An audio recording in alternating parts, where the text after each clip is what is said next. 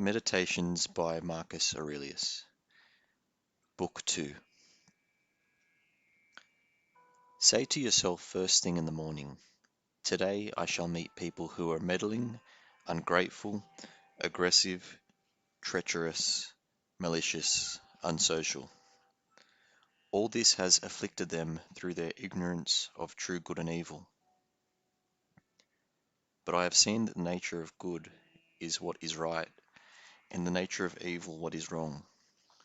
And I have reflected that the nature of the offender himself is akin to my own, not a kinship of blood or seed, but a sharing in the same mind, the same fragment of divinity. Therefore, I cannot be harmed by any of them, as none will infect me with their wrong. Nor can I be angry with my kinsman or hate him. We were born for cooperation, like feet, like hands, like eyelids, like the rows of upper and lower teeth. So to work in opposition to one another is against nature, and anger or rejection is opposition. Whatever it is, this being of mine is made up of flesh, breath, and directing mind. Now the flesh you should disdain, blood, bones, a mere fabric and network of nerves, veins, and arteries. Consider too what breath is, wind, and not even a constant, but all the time being disgorged and sucked in again. That leaves the third part, the directing mind. Quit your books. No more hankering, this is not your gift. No, think like this, as if you were on the point of death. You are old, don't then let this directing mind of yours be enslaved any longer. No more jerking to the strings of selfish impulse. No more disquiet at your present or suspicion of your future fate. The works of the gods are full of providence. The works of fortune are not independent of nature or the spinning and weaving together of the threads governed by providence. All things flow from that world, and further factors are necessity and the benefit of the whole universe, of which you are a part. Now, every part of nature benefits from that which is brought by the nature of the whole, and all which preserves that nature, and the order of the universe is preserved equally by the changes in the elements and the changes in their compounds. Let this be enough for you, and your constant doctrine, and give up your thirst for books, so that you do not die a grouch, but in true grace and heartfelt gratitude to the gods. Remember how long you have been putting this off, how many times you have been given a period of grace by the gods and not used it. It is high time now for you to understand the universe of which you are a part, and the governor of that universe of whom you constitute an emanation, and that there is a limit circumscribed to your time. If you do not use it to clear away your clouds, it will be gone, and you will be gone, and the opportunity will not return. Every hour of the day gives vigorous attention, as a Roman and as a man, to the performance of the task in hand with precise analysis, with unaffected dignity, with human sympathy, with dispassionate justice, and to vacating your mind from all its other thoughts. And you will achieve this vacation if you perform each action as if it were the last of your life, freed, that is, from all lack of aim, from all passion-led deviation from the ordinance of reason, from pretense, from love of self, from dissatisfaction with what fate has dealt you. You see how few things a man needs to master for the settled flow of a God-fearing life. The gods themselves ask nothing more of one who keeps these observances. Self-harm, my soul, you are doing self-harm, and you will have no more opportunity for self-respect. Life for each of us is a mere moment, and this life of yours is nearly over, while you still show yourself no honor, but let your own welfare depend on other people's souls. Do externals tend to distract you? Then give yourself the space to learn some further good lesson, and stop your wandering. That done, you must guard against the other sort of drift. those who are dead to life and have no aim for the direction of every impulse, and more widely, every thought, are drivellers in deed as well as word. Failure to read what is happening in another's soul is not easily seen as a cause of unhappiness, but those who fail to attend to the motions of their own soul are necessarily unhappy. Always remember these things: what the nature of the whole is, what my own nature is, the relation of this nature to that, what kind of part it is of what kind of whole, and that there is no one who can prevent you keeping all that you say and do in accordance with that nature, of which you are a part. In his comparative ranking of sins, applying philosophy to the common man's distinctions, Theophrastus says that offences of lust are graver than those of anger, because it is clearly some sort of pain and involuntary spasm which drives the angry man to abandon reason, whereas the lust-led offender has given in to pleasure and seems somehow more abandoned and less manly in his wrongdoing. Rightly then, and like a true philosopher, Theophrastus said that greater censure attaches to an offence committed under the influence of pleasure than to one under the influence of pain. And in general, the one is more like an injured party, forced to anger by the pain of provocation, whereas the other is his own source of the impulse to wrong, driven to what he does by lust. You may leave this life at any moment. Have this possibility in your mind in all that you do or say or think.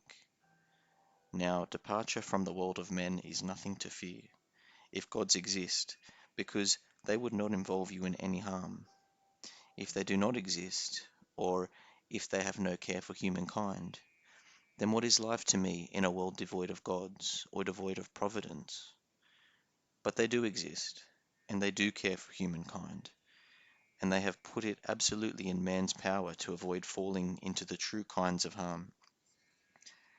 If there were anything harmful in the rest of experience, they would have provided for that too, to make it in everyone's power to avoid falling into it. And if something cannot make a human being worse, how could it make his life a worse life? The nature of the whole would not have been blind to this, either through ignorance or with knowledge unaccompanied by the power to prevent and put right. Nor would it have made so great an error, through lack of power or skill, as to have good and bad falling indiscriminately on good and bad people alike. Yes, death and life, fame and ignominy, pain and pleasure, wealth and poverty, all these come to good and bad alike, but they are not in themselves either right or wrong. Neither, then, are they inherent good or evil. How all things quickly vanish, our bodies themselves lost in the physical world, the memories of them lost in time, the nature of all objects of the senses, especially those which allure us with pleasure, frighten us with pain, or enjoy the applause of vanity. How cheap they are, how contemptible, shoddy, perishable, and dead. These are matters for our intellectual faculty to consider. And further considerations. What are they, these people whose judgments and voices confer or deny esteem? What is death? Someone looking at death per se, and applying the analytical power of his mind to divest death of its associated images, will conclude then that it is nothing more than a function of nature, and if anyone is frightened of a function of nature, he is a mere child. And death is not only a function of nature, but also to her benefit. Further, how does man touch God? With what part of his being? And when that part of him is in what sort of disposition? Nothing is more miserable than one who is always out and about, running round everything in circles. In Pindar's words, delving deep in the bowels of the earth, and looking for signs and symptoms to divine his neighbours' minds. He does not realize that it is sufficient to concentrate solely on the divinity within himself, and to give it true service. That service is to keep it uncontaminated by passion, triviality, or discontent at what is dealt by gods or men. What comes from the gods demands reverence for their goodness. What comes from men is welcome for our kinship's sake, but sometimes pitiable also, in a way, because of their ignorance of good and evil. And this is no less a disability than that which removes the distinction of light and dark. Even if you were destined to live 3,000 years, or 10 times that long, nevertheless remember that no one loses any life other than the one he lives, or lives any life other than the one he loses. It follows that the longest and the shortest lives are brought to the same state. The present moment is equal for all, so what is passing is equal also. The loss, therefore, turns out to be the merest fragment of time. No one can lose either the past or the future. How could anyone be deprived of what he does not possess? So always remember these two things. First, that all things have been of the same kind from everlasting, coming round and round again, and it makes no difference whether one will see the same things for 100 years, or 200 years, or for an infinity of time. Second, that both the longest lived and the earliest to die suffer the same loss. It is only the present moment of which either stands to be deprived, and if indeed this is all he has, he cannot lose what he does not have. All is as thinking makes it so. The retort made to Monimus the cynic is clear enough, but clear too is the value of his saying, if one takes the kernel of it as far as it is true.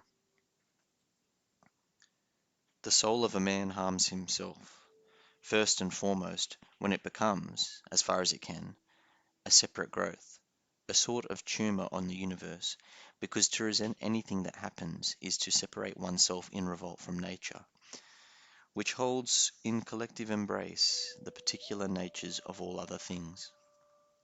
Secondly, when it turns away from another human being, or is even carried so far in opposition as to intend him harm. Such is the case in the souls of those gripped by anger. A soul harms itself. Thirdly, when it gives in to pleasure or pain. Fourthly, whenever it dissimulates, doing or saying anything feigned or false.